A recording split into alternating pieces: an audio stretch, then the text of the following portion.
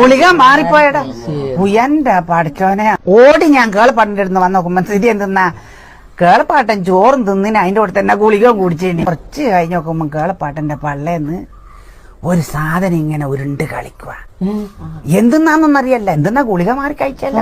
അത് പിന്നെ മെല്ലാണ് നെഞ്ഞത്തിലേക്ക് കാര്യം, നെഞ്ഞിന്റെ ആടുന്നൊരു പരതലി അങ്ങനെ മെല്ലാണ്. അത് പിന്നെ മെല്ലാണ് കൈന്റെ ഉള്ളിൽ കൂടെ തന്നെ വന്ന് കൈവെള്ളയും വന്ന് ചുറ്റുക, നേരെ വരുക, കാലുമ്മ കൂടി അങ്ങോട്ടും ഇങ്ങോട്ടും ഇങ്ങനെ കളിക്കുക.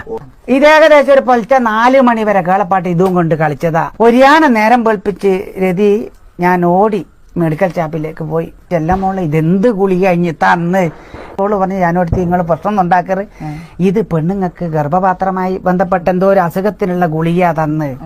പിന്നെ ഗുളികനെ കുറ്റം പറഞ്ഞിട്ട് കാര്യമുണ്ടോ? പാവം ഗുളിക.